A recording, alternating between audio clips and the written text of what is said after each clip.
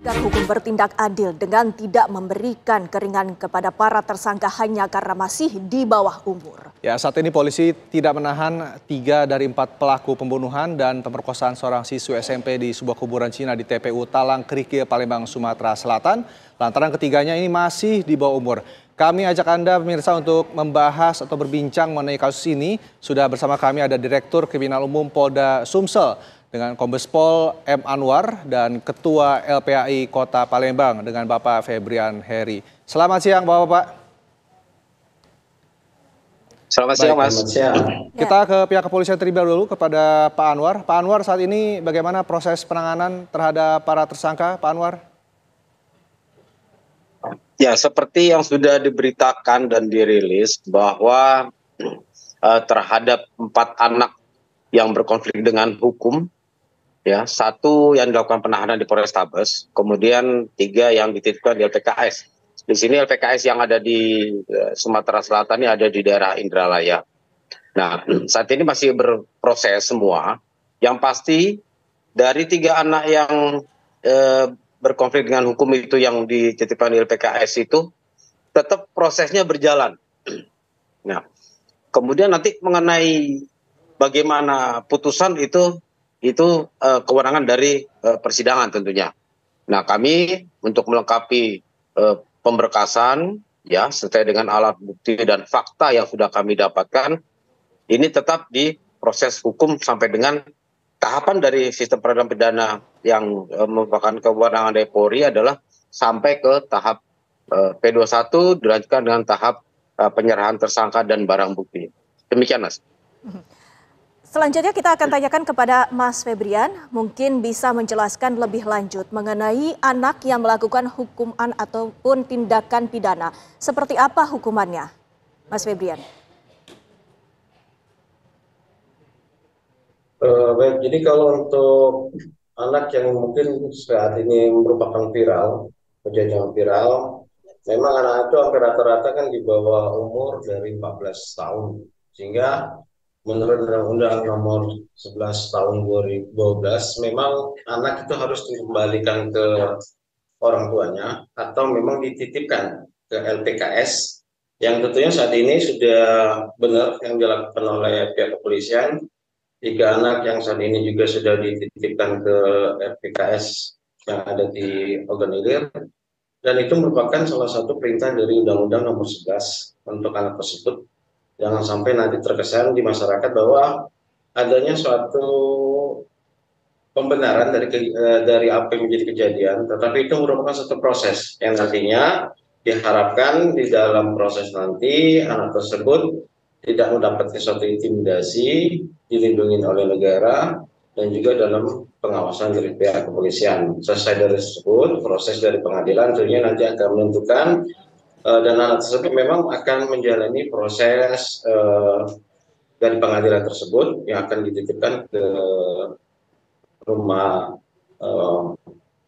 tahanan anak yang tentunya akan bisa memberikan suatu pembinaan yang terbaik bagi anak itu untuk kedepannya. Baik, kita selanjutnya kembali ke Pak Anwar. Pak Anwar, tadi kita mendengar statement dari pihak keluarga ingin menuntut keadilan terhadap para tersangka juga karena anak mereka telah meninggal dunia. Dan dari undang-undang yang berlaku, jika tuntutan di atas 7 tahun ini bisa dilakukan penahanan. Ini sebenarnya pertimbangannya dari 3 tersangka yang tidak ditahan tersebut apa, Pak Anwar?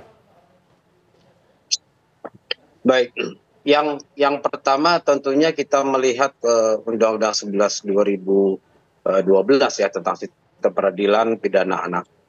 Seperti tadi disampaikan oleh Pak Febri bahwa dalam pasal 21 ayat 1 itu diatur bahwa untuk salah satu anak yang belum berumur 12 tahun tidak dapat proses pidana. Mereka diserahkan pada orang tuanya. Tapi ini anak sudah ada yang berumur 13, kemudian juga ada yang 16. Nah, sehingga tuntutan dari keluarga korban terhadap anak harus dihukum lain sebagainya tentu adalah bukan kewenangan Polri. Kami sudah berusaha semaksimal mungkin bahwa sejak kejadian hari Minggu ya dalam waktu 2 kali 24 jam kami bisa menemukan bagaimana kronologis pidana atau kejahatan tersebut bisa terjadi dan siapa pelaku-pelakunya.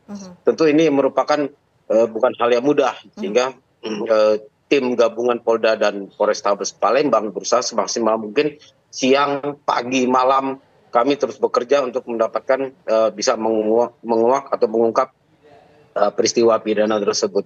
Nah, tentunya ternyata terhadap ancaman hukuman 7 tahun yang bisa ditahan dan sebagainya, kami sudah koordinasi dengan berbagai stakeholder dan para pihak. Ya, tentunya ini bukan merupakan suatu keputusan kami sendiri, tapi merupakan hasil koordinasi dengan para pihak, sehingga anak-anak tersebut juga kita titipkan di LPKS.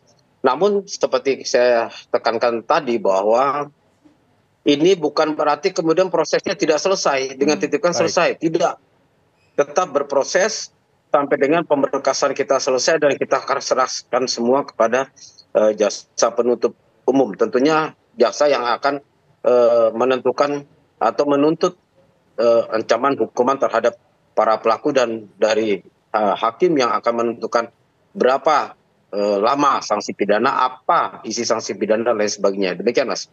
Pak Anwar, ini artinya pemeriksaan kepada para pelaku ini terus dilakukan, termasuk mungkin salah satunya adalah tes psikologi. Apa hasil dari tes psikologi para pelaku? Apakah sudah ada hasilnya, Pak Anwar? Ya.